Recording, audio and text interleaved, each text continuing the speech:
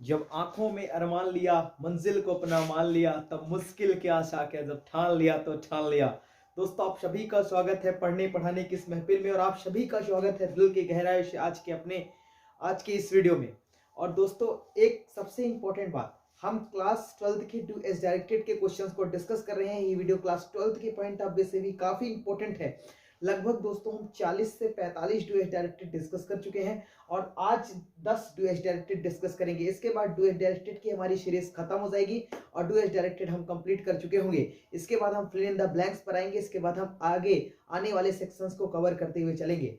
तो अगर अभी तक अपने चैनल को सब्सक्राइब नहीं किया तो डेफिनेटली अपने चैनल को सब्सक्राइब कर ले, इस वीडियो को लाइक करें और अपने मैक्सिमम मित्र तक शेयर करें, ताकि ज्यादा से ज्यादा लोग इस वीडियो का बेनिफिट उठा पाए। तो चलिए दोस्तों, बिना किसी प्रॉब्लम के शुरू करते हैं आज के डू एस डायरेक्टेड के क्वेश्चंस को। काफी इंपॉर्टेंट क्वेश्चंस होंगे, हर एक क्वेश्चंस को अपनी नोटबुक में नोट कीजिएगा और डेफिनेटली इसे रटने का नहीं, इसे समझने का प्रयास कीजिएगा। तो चलिए पहले क्वेश्चन से शुरू करते हैं। लिखा ही डज, यहाँ पर दोस्तों हिज होना चाहिए। He does his homework daily. Negative. सबसे पहले मैं आपको कुछ बात बताऊंगा, वीडियो थोड़ा 20 से 22 मिनट का हो सकता है, लेकिन बहुत इंपॉर्टेंट वीडियो है। यहाँ पर दोस्तों हम एक बात आपको बताते हैं। दोस्तों, यदि पूरी इंग्लिश में कभी भी डेली वर्ड आ जाए, वह टेंस हमेशा होगा दोस्तों प्रेजेंट का इंडेफिनिट टेंस। वह टेंस दोस्तों हमेशा होगा कौन सा टेंस? प्रेजेंट का इंडेफिनिट टेंस।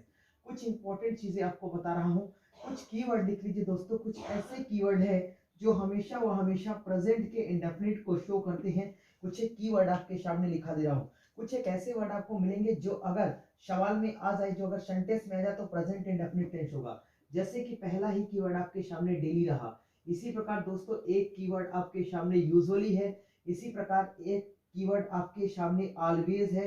इसी प्रकार दोस्तों नेवर है। इसी प्रकार नेक्स्ट कीवर्ड है शेल्डम। इसी प्रकार दोस्तों एक कीवर्ड है रेयरली, और आप आगे लिख सकते हैं वेयरली, हार्डली, स्कार्शली। दोस्तों ये कुछ ऐसे कीवर्ड हैं जिनके आने पर वह टेंस हमेशा प्रेजेंट का इंडेफिनिट टेंस होगा। ठीक है, चलिए तो इसमें निगेटिव बनाने के लिए कहा है, हमने पहचाना ये टेंस प्रेजेंट का इंडेफिनिट टेंस है। तो आंसर इधर लिखेंगे दोस्तों, आंसर नंबर फर्स्ट है। हम आंसर्स को जचाने का प्रयास करते हैं। पहला आंसर आपके सामने लिखते हैं। लिखा he does his homework daily. ये डेली आ गया है, तो इसका मतलब दोस्तों ये जो सवाल है वो सवाल है प्रेजेंट इंडेफिनिट का, इसको निगेटिव बनाना है। और प्रेजेंट इंडेफिनिट को निगेटिव बनाने के लिए इसके साथ दो हेल्पिंग वर्ब का यूज आप करेंगे, डू या फिर डज का। अगर आया हुआ सब्जेक्ट सिंगुलर है तो आप डज का यूज करेंगे, अगर आया हुआ सब्जेक्ट प्लूरल है तो आप डू का यूज करेंगे। तो देखते हैं, ही अपने आप में सिंगुलर सब्जेक्ट है, तो इसका निगेटिव बनाने के लिए आप डज के साथ नॉट लगाएंगे, तो ही डज नॉट। इसके बाद दोस्तों आप मेन वर्ब लगाएंगे, तो आपने मेन वर्ब लगा दिया डू, तो ही does not do his homework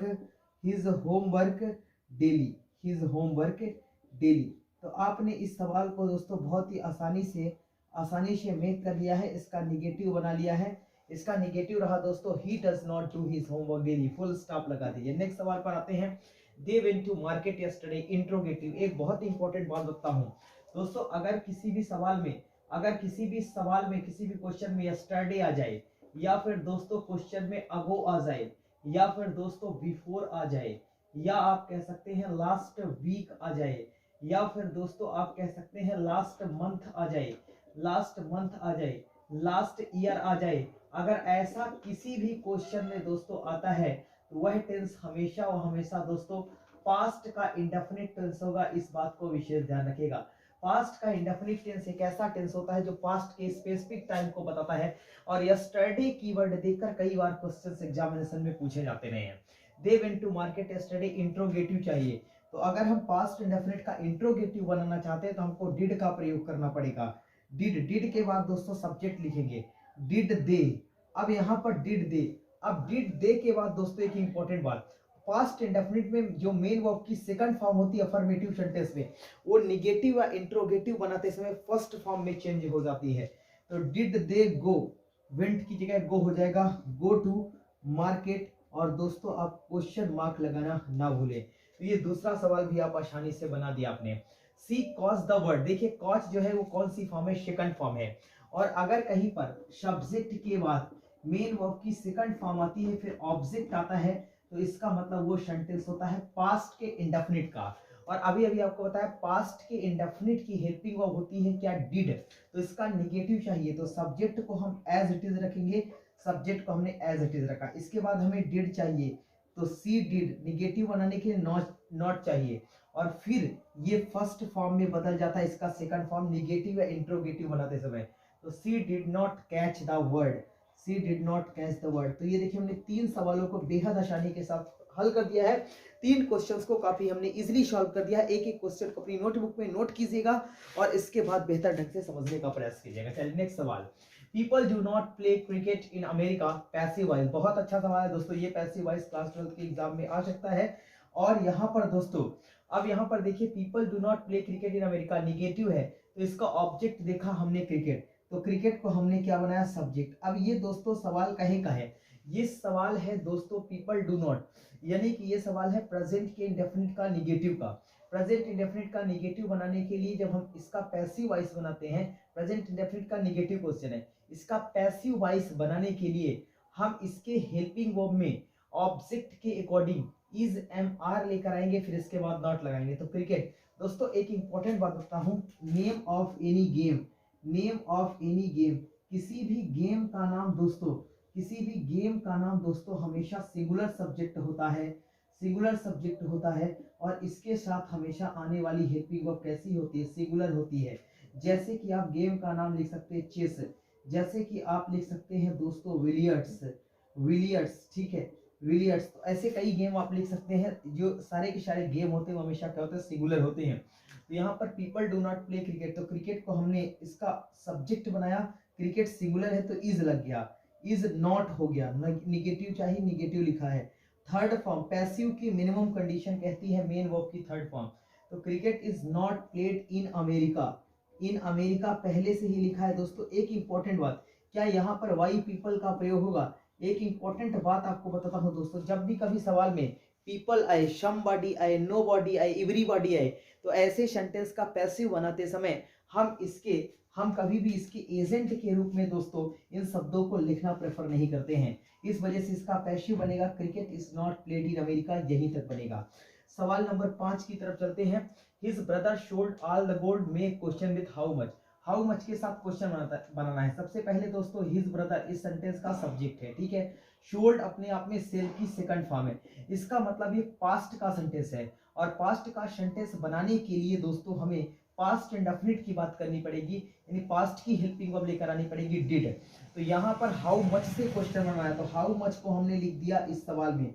अब देखिए दोस्तों अगर कभी भी सवाल में मच आए या मेनी आए, तो एक किसी क्लास में हमने आपको बताया है कि अगर सवाल में मेनी आए और मच आए तो फिर आपको उसके बाद एक नाउन लिखना पड़ेगा, क्योंकि मेनी और मच इंग्लिश में एडजेक्टिव होते हैं और एडजेक्टिव के बाद उसको क्वालिफाई करने के लिए नाउन आता है, ठीक है। तो हाउ मच, अब यहाँ पर है क्या, how much gold, how much the gold आप लिख सकते हैं, हाउ मच द गोल्ड। तो ये देखिए ये क्या बन गया, हाउ मच द गोल्ड। अब देखिए हाउ मच द गोल्ड, इसके बाद इसका आप हेल्पिंग वर्ब लिखेंगे डिड, डिड के बाद दोस्तों आप क्या लिखेंगे, डिड हिज ब्रदर, सब्जेक्ट है हिज ब्रदर, हिज ब्रदर। अब देखिए दोस्तों डिड आ गया तो ये किस में चेंज हो जाएगा, फर्स्ट फॉर्म में, तो ये सेल, क्वेश्चन मार्क लगाना ना भूलिए। यानी 5 सवाल हमने हल कर दिए हैं काफी आसानी के साथ। नेक्स्ट सवाल की तरफ चलते हैं दोस्तों। हाउ मच से सवाल को शुरू करना था, क्वेश्चन मार्क लगा दीजिएगा। As soon as the child sees an insect he kills it, write using no sooner than. No sooner than का यूज आपको करना है। एक सवाल यहाँ पर और बनाता हूँ, नो सूनर देन का यूज करना है। तो जब भी आपके सवाल में नो सूनर देन का प्रयोग करने के लिए आए तो आप एज सून एज की जगह नो सूनर का यूज करें। तो एज सून एज की जगह हमने क्या कर दिया, नो सूनर। अब ये देखिए ये सवाल जो है sees the child, singular subject के साथ एस लगा है। अगर सिंगुलर सब्जेक्ट के साथ एस लगता है तो वो प्रेजेंट का इंडेफिनिट टेंस होता है। तो प्रेजेंट का इंडेफिनिट के लिए हम इसको इंडेफिनिट के रूप में लेकर जाएंगे। तो नो सूनर, इंडेफिनिट की हेल्पिंग वर्ब लिखेंगे no sooner does, no sooner does the child, no sooner does the child. अब दोस्तों सीज की जगह क्या हो जाएगा, फर्स्ट फॉर्म। अगर दोस्तों कभी भी सवाल में एक इंपॉर्टेंट बात ध्यान रखिएगा, अगर सवाल में कभी भी दोस्तों डू आ जाए, डज आ जाए या फिर डिड आ जाए, तो हमेशा याद रखिएगा मेन वर्ब की फर्स्ट फॉर्म ही लगाइएगा। तो हमने क्या लिख दिया, no sooner does the child see an insect, an insect, insect दोस्तों होता है क्या, एक स्मॉल इंसेक्ट मतलब कि छोटा सा कीड़ा, ठीक है। अब यहाँ पर देखिए, अब ये यहाँ पर कॉमा लगा है, तो कॉमा को हटाकर हम नो सूनर डच के बाद यहाँ पर हम देन का प्रयोग करेंगे, THAN, than he kills it. तो ये देखिए आसानी के साथ हमने 6th क्वेश्चन बना लिया है, यानी 6 सवालों के राइट आंसर हम कर चुके हैं। अब चलते हैं नेक्स्ट सवाल पर। लिखा है he is so weak that he can not walk using too, यानी शो दैट की जगह दोस्तों आपको टू का यूज करना है। तो सो दैट की जगह टू का यूज करने के लिए हम इसको क्या करेंगे, इस सवाल को हम देख लेते हैं। शो दैट की जगह टू का यूज हम करना इस सवाल में सीखते हैं। तो चलिए, हमने इस सवाल को देखा कि ही is so weak that he can not walk. तो इस सवाल, ये है सवाल नंबर 7, यहाँ लिखता हूँ सवाल नंबर 7।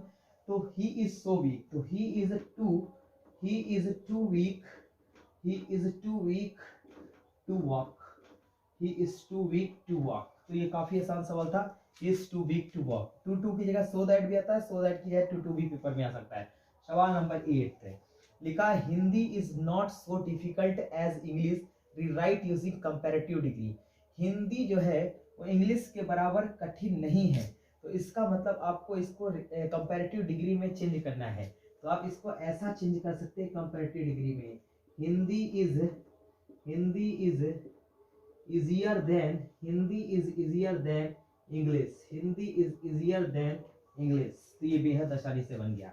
नेक्स्ट सवाल, your brother broke the chair, make a question with what के साथ आपको क्वेश्चन बनाना है, ब्रोक ब्रेक की सेकंड फॉर्म यानी पास्ट इंडेफिनिट। तो आप इसको व्हाट के बाद आप सब्जेक्ट लगाएंगे, व्हाट डिड योर ब्रदर, इसके बाद दोस्तों आप योर ब्रदर के बाद अब आपका डिड आ गया तो फर्स्ट फॉर्म में बदल दीजिए। तो what did your brother break. Last सवाल, our teacher never comes late, change into negative. दोस्तों अभी आपको शुरू में बताया था कि नेवर अगर सेंटेंस में आ जाए तो वो प्रेजेंट का इंडेफिनिट टेंस होता है, और इसका नेगेटिव बनाने के लिए हमें हेल्पिंग वर्ब डू या डज का प्रयोग करना पड़ेगा। तो इसको हमने बनाया our teacher singular subject, our teacher does not, comes का क्या हो जाएगा, कम हो जाएगा। अब ये बताया कि डू डज डी जाने पर मेन वर्ब की फर्स्ट हाफ। तो ये देखिए हमने 10 के 10 सवाल को सॉल्व कर दिया है, 10 के 10 सवाल को बढ़िया तरीके से बना लीजिएगा। और आज से डू एज डायरेक्टेड की सीरीज खत्म हो चुकी है। डू एज डायरेक्टेड के काफी क्वेश्चंस हमने सॉल्व करवा दिए दोस्तों, लगभग 50 की संख्या में। इन्हीं 50 कॉन्सेप्ट में से आपके एग्जामिनेशन में क्लास 12 में क्वेश्चंस आएंगे। हर एक क्वेश्चंस को नोट कर लीजिएगा अपनी कॉपी में। और अगर कोई वीडियो अभी तक आपने नहीं देखा है तो सारे वीडियो को देख लीजिए। आज का वीडियो रिकॉर्डेड हमने अपलोड किया है, और लाइव आज हम क्लास नहीं ले पाए, वैसे तो लाइव क्लास डेली के डेली 7:30 पर रहेगी ही, तो आप 7:30 पर लाइव जुड़ेगा। उम्मीद करता हूँ आप इस वीडियो को आपने एंजॉय किया होगा। अगर वीडियो लगातार अच्छा लग रहा हो तो वीडियो को लाइक करिए, चैनल को सब्सक्राइब करिए। मिलेंगे आपसे नेक्स्ट वीडियो में फिर शानदार नए कॉन्सेप्ट के साथ, तब तक अपना ख्याल रखिएगा। जय हिंद।